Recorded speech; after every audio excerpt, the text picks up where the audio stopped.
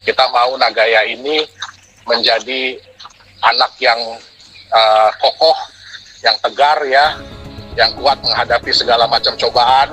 Jadi ingat bahwa Nagaya ini diciptakan bukan sebagai aset besok, atau sebagai aset minggu depan, atau sebagai aset bulan depan, bukan. Kita buat Nagaya ini sebagai aset masa depan, aset yang nantinya bisa juga kita teruskan ya kepada keturunan-keturunan kita berikutnya, gitu.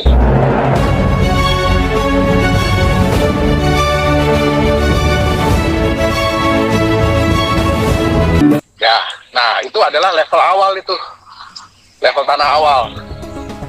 Nah, jadi kalau kita mau nambang, suka nggak suka, mau tidak mau, ya kita harus melakukan hal seperti ini.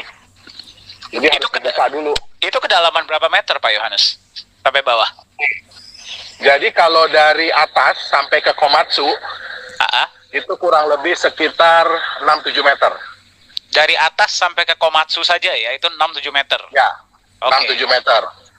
Nah, dari Komatsu sampai ke bawah, itu mungkin ada kelihatan kolam ya, kolam kecil ya.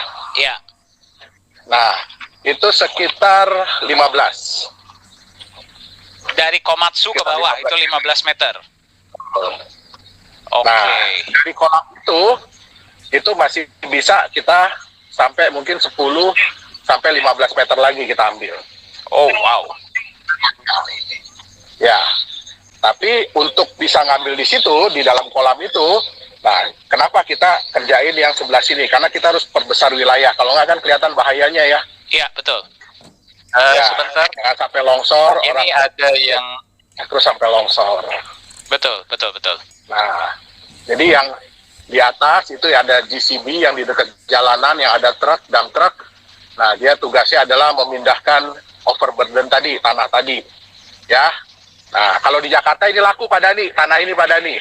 Oh, tanahnya di Jakarta laku Pak? Bisa dijual ya? Oh iya, buat nimbun laut itu nimbun pik. Oh iya, benar. Itu padahal overburden ya Pak ya, istilahnya quote and quote itu sampahnya ya padahal ya. Betul. Nah, ini adalah ore yang siap jual ini. Oh, ini adalah ore yang siap jual. Betul, ini udah siap jual ini. Kemarin kita baru lakukan PSI, jadi pre-shipment inspection, dan hasilnya sih kalau saya boleh bilang mungkin sangat memuaskan lah.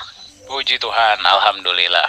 Ya. Oh, jadi inilah ore nickel yang bisa dijual ya Pak Yohanes ya? Betul, ini adalah ore nickel. Bisa lihat Bapak Ibu? Nah, ya, jadi jangan dianggap kayak apa batu gitu ya, hitam-hitam. Nah, ini adalah bebatuan gitu ya. Ternyata bebatuan nikel itu bentuknya tanah ya Pak ya? Bentuknya tanah. Ini mungkin saya coba lebih dekat. Nah, Bapak Ibu, inilah yang dijual dan bisa memberikan Anda profit sharing setiap bulan. Anda bisa lihat langsung ya sekarang ya, produknya ya.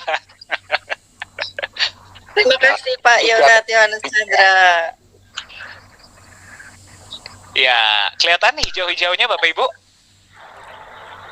Kelihatan. Ya, saya ada di satu Pak, di kantor Pak. Yang waktu itu Bapak bawakan. Batunya masih ada tuh, Pak, di atas Pak. Betul. Ya, maaf. Kameranya digeser-geser. Berapa Pak? Oke.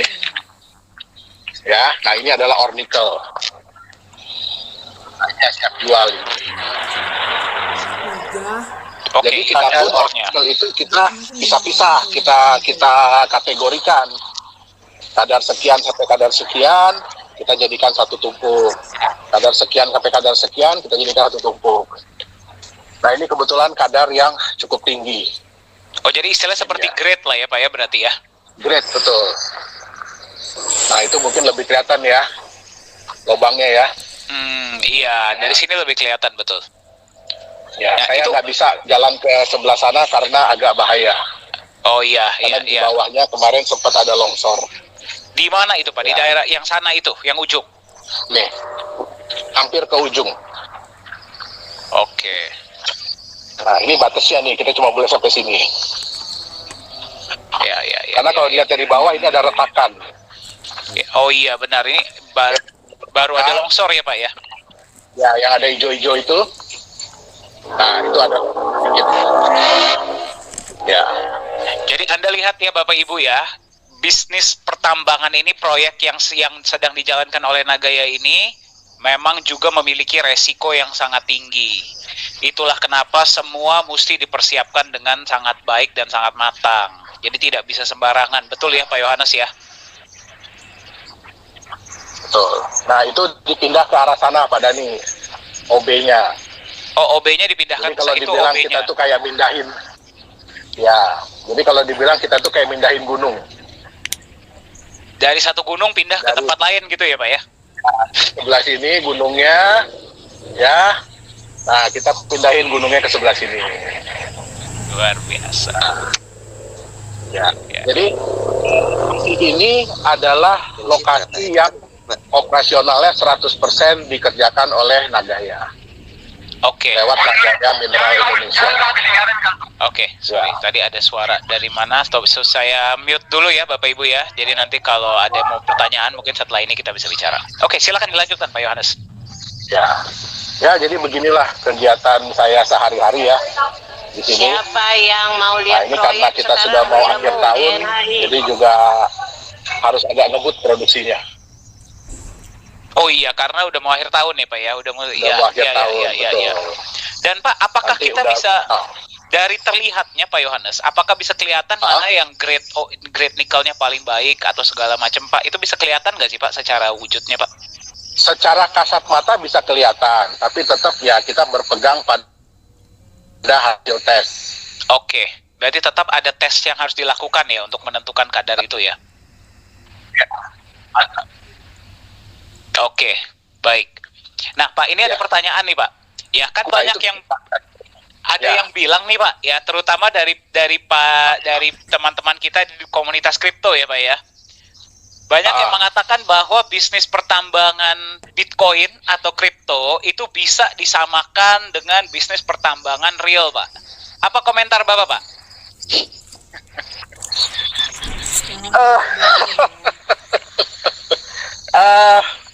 Karena kebetulan saya menjalankan dua-duanya ya.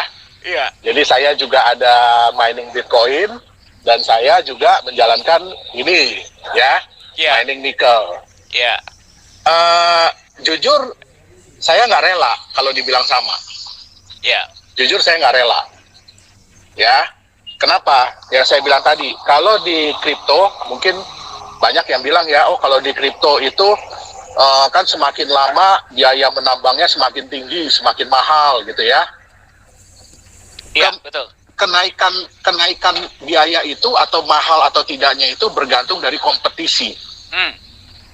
Jadi semakin banyak yang menambang kripto, kompetisinya semakin tinggi, ya otomatis kita pun biayanya kita harus lebih tinggi. Betul. Gitu dia. Ya. Karena kompetisi, ingat. Tapi kalau tidak ada yang menambang, wah itu gampang banget. Itu gampang banget. Bahkan Bitcoin kalau semua miners dimatikan, cukup satu orang aja yang nyalain komputer biasa ya, bahkan laptop, dia bisa mendapatkan Bitcoin. Difficulty-nya turun Iya. turun drastis ya Pak ya berarti ya. Drastis. Hmm. Jadi semua penambang Bitcoin ya, kita contohkan ya, semua penambang Bitcoin matiin Bitcoin minersnya, ya, miningnya. Ya. Tunggu 2 minggu, satu orang aja nyalain satu komputer. Padahal ini mungkin pakai laptopnya sendiri, ya, Iya. itu Iya. akan jalan lagi. Ya. Nah, apakah itu tetap mahal? Tidak. Tapi kalau di sini yang saya bilang tadi, kita mau mendapatkan nikel, mau mendapatkan emas, mau mendapatkan batu bara, mau ada kompetisi atau tidak ada kompetisi, ya tetap kita harus melakukan pekerjaan seperti ini. Ya. Ya. Ya. Itu dia. Itu bedanya. Dengan resiko yang sama, walaupun ada kompetisi ataupun tidak ada kompetisi. Nah, dan yang satu harus diingat, ya oke, Bitcoin memang jumlahnya terbatas. Ya, tapi berapa banyak koin yang bisa muncul? Betul. Apakah susah membuat koin, membuat token? Tidak. Nah, sedangkan ini, siapa yang buat pada nih? Nikel, Alam emas, semesta. betul, Iya, nature. Betul, betul, betul. nature. Dan kita nggak bisa ngatur alam, oh saya mau bikin emas di sini sekian ratus ribu ton. Nggak bisa. Ya. Nah, Ya. itulah perbedaannya. Ya. Jadi kalau walaupun saya senang ya dengan teknologi blockchain yang ada, tapi kalau disamakan ya jujur saya nggak rela. Apalagi Anda bisa lihat ya Pak Yohanes nih panas-panasan ya, jalan berapa kilometer sehari menambang nikel ya untuk bisa mendapatkan hasil, masa disamakan dengan nambang kripto. Ya, paham. Jadi mungkin Pak, Bu, saya rangkum sedikit ya. Jadi bagi teman-teman di luar sana yang mengatakan bahwa pertambangan sumber daya alam, misalkan nikel ataupun emas, batu bara dan sebagainya, tidak bisa disamakan dengan pertambangan kripto. Yang pertama, di dalam dunia pertambangan kripto itu ada yang namanya competition cost. Competition cost itu berarti biaya mahal hanya gara-gara banyak yang melakukan, kompetisinya tinggi. Dimana kalau kita lihat penambangan sumber daya alam, mau ada kompetisi mau tidak ada, itu ada yang namanya necessity cost. Overburden tetap harus dihilangkan, tetap harus diangkut dulu, baru bisa menambang nikel misalkan. Ya, mau ada yang nambang, mau tidak ada yang nambang ya Pak Yohanes, betul ya? Betul. Ya. Mau kita ada kompetisi atau tidak, tetap harus. Tetap overburden tetap harus dihilangkan, tetap harus dites dulu kadarnya dan sebagainya. Itu yang pertama. Ya, yang kedua adalah memang kripto ini terbatas kalau memang mereka ini mengikuti kaidah kripto yang awal ya, yang benar ya. Tapi yang bisa bikin kripto berapa banyak? Sementara kembali kita ngomong sumber daya alam, yang membuat bukan manusia. Ya, tapi adalah semesta. Pak, lebih luar biasa ya Pak ya kalau kita bisa minta sama alam gitu, saya mau nikelnya sekian gitu misalkan, bulan depan bisa nambah gitu kan, luar biasa ya. Oh, wah, pengen banget saya Pak Dani. Kalau bisa, itu mungkin mesti minta ke Tuhan Yang Maha Esa kali ya. Sayangnya tidak bisa ya Pak ya. Ya. Ini apa nih Pak yang sedang kita lihat nih Pak? Ini. Ya. Jadi Ya. Ya, Pak Yohanes masih bisa dengar saya, Pak? Halo? Oh, itu lihat tuh lagi kerja tuh dump truknya. Ya, ini adalah overburden yang sedang dipindahkan ke dump truck ya, Bapak Ibu ya. Anda bisa lihat ya. Pak Yohanes masih bisa dengar kita, Pak? dibuang. Dibuang. Masih. Oke. Masih. Ya, ini dipindahkan. Jadi ini dipindah ke sini, Itu ekor lagi burdennya. dipindahkan tuh, lagi numpuk. Ya, yang hijau-hijau ini adalah yang namanya nikel, Bapak Ibu. Overburden itu sampah ya, teman-teman. Dan ini dibuang. Oke. Ini ore yang kadar rendah ya, Pak ya? Ya, ini biasanya kita pakai nanti untuk, kan kita ada stockpile ya, di mana kita akan narok yang seperti ini nih. Ya, kita akan narok yang seperti ini. Nah, ini biasanya di bawahnya kita bikin karpet dulu, jadi kita alas. Oke. Dengan ore yang kadar rendah. Itu dia, supaya nggak terkontaminasi dengan tanah. Oke, jadi yang kadar rendah itu digunakan sebagai alas ya Pak ya, agar yang kadar menengah atau tinggi tidak terkontaminasi dengan tanah. Betul. Nah, ini apa nih Pak yang lagi kita lihat nih Pak? Yang barusan tuh Pak. Yang mana? Yang itu, ini? Iya. Ini sama, ini kadar rendah. Oh, itu juga kadar rendah. Ya, makanya kita pisah. Kita pisah dari... Oh, ini yang kadar tinggi ya Pak ya? Ya, ini kadar tinggi. Nanti ini kita mau bikin stockpile, ya kita mau bikin tempat untuk naruh stok kita. Nah, makanya kita taruh di sini nanti untuk kita bikin karpet. Oke, baik. Bapak Ibu masih bisa melihat ya? Masih bisa melihat gambarnya jelas ya? Jelas sekali. Ayo, semua Mantap. masuk DNAI, lihat itu. Masih terhubung. Ini ada berapa peserta sekarang? Saya nggak bisa ngelihat lagi, saya belum bisa cek nih. 36 orang, Pak Yohanes. Oke, mantap. Pak Yohanes masih terhubung Pak?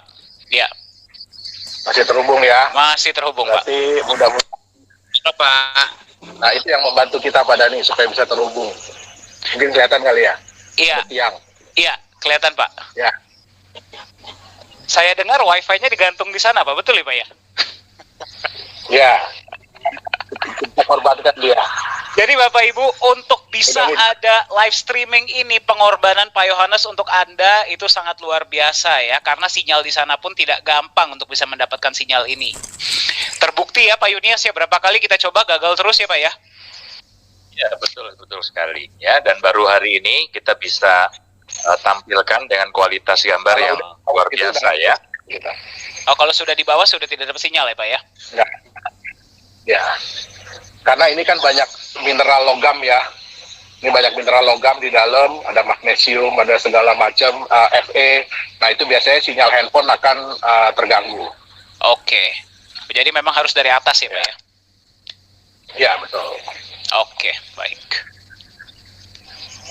Ya, seperti inilah kira-kira bentuk pertambangan nikel. Tapi tolong jangan disamakan dengan pertambangan kelas besar ya, seperti Vale atau Antam. Nah, itu dia. Ya, kita masih merangkak lah ya Bapak Ibu ya. Ini masih tahap Betul. awal, jadi kita juga apa adanya ya yang kita kasih lihat sama Anda. Ya, mari kita selalu doakan Pak CEO semoga sehat selalu ya. Selalu dilindungi, proyeknya lancar, agar kita bisa ke depannya bertambah kesejahteraan, memberikan lebih banyak kesejahteraan juga kepada para Nagaya holder. Amin. Amin. Saya menyampaikan Ya, di mungkin sini. itu Pak Dhani. Oke, Pak Yohanes, mungkin ada yang mau disampaikan Pak sebelum kita mungkin kita close sesi live streaming hari ini Pak?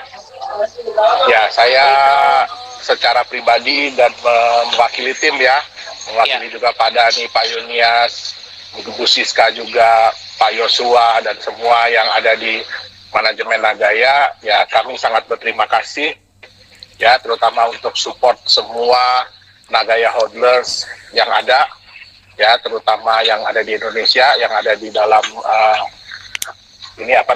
voice chat hari ini, ya jadi kita memang baru memulai, ya kita memang baru memulai. Jadi Ini yang di Palu ya Pak.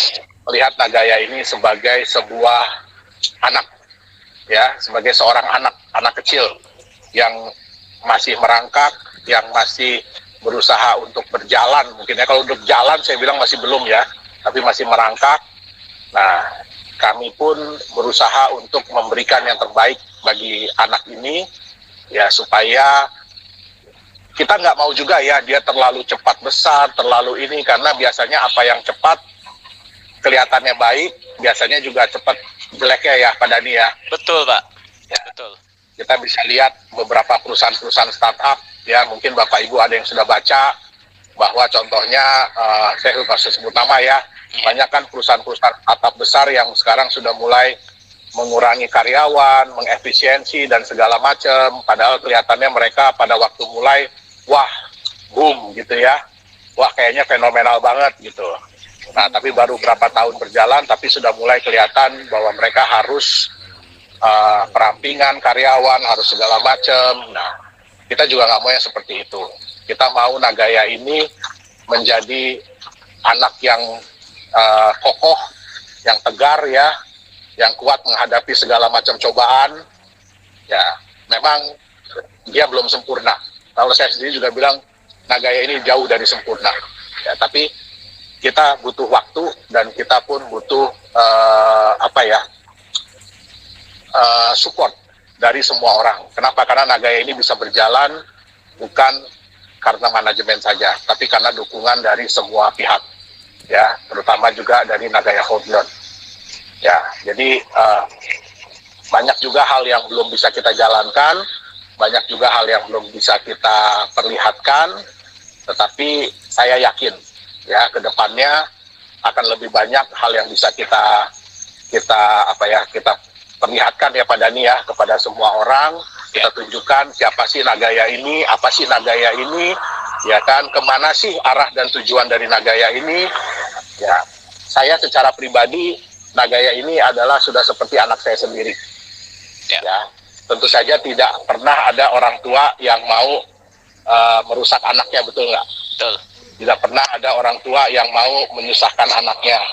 Tidak ada orang tua juga yang mau anaknya jadi jelek.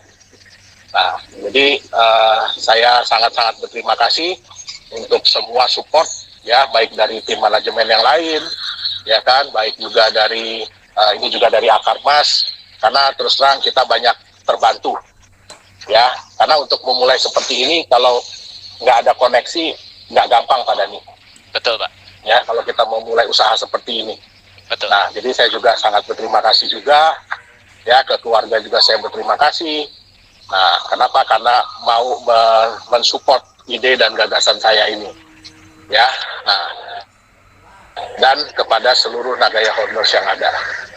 Jadi ingat bahwa Nagaya ini diciptakan bukan sebagai aset besok, atau sebagai aset minggu depan, atau sebagai aset bulan depan, bukan.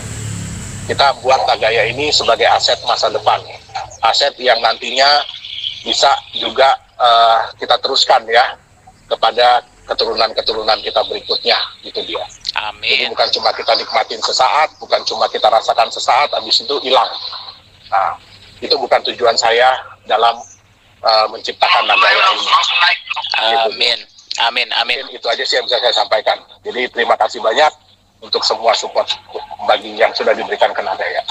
Terima kasih Pak Yohanes. Mungkin boleh Pak kameranya dipindahkan ke yang depan iya, Pak, jadi lupa. teman-teman bisa melihat Bapak. Oh iya. Oke. Jadi pengen lihat saya, Pak. Iya dong. Jadi Bapak Ibu Iya. juga bisa lihat ya, langsung CEO kita sedang bekerja, lihat ya. Beliau ini bukan CEO yang hanya nunggu ya, nyuruh-nyuruh. Beliau turun langsung ke lapangan dan kerja untuk Anda semua Bapak Ibu ya. Jadi sekali lagi Pak Yohanes, terima kasih banyak Pak ya. Sehat selalu Pak. Semoga lancar semua di sana. Ya. Amin, amin, amin. Ya, dan kita selalu Sehat doakan selalu, Pak ya, semoga Yohanes. proyek diberkati Pak, agar kita bisa menjadi berkat untuk lebih banyak orang Pak. Amin. Amin. Amin, amin. Ya. Oke, Pak Yohanes, terima kasih Pak. Selamat bekerja kembali Pak. Ya, terima kasih banyak Pak Dani, Pak Yunias, Bu Siska, Pak Joshua, dan Berlian. semua Nagaya Honors. Saya izin pamit dulu. Terima kasih Pak. Amin, Yohanes. amin, Hati-hati amin. ya, Pak, ya. Jaga sehat, Pak. Jaga sehat, jaga sehat. Nagaya dunia, maju kita. Terima kasih Pak Yohanes. Oke, luar biasa teman-teman ya.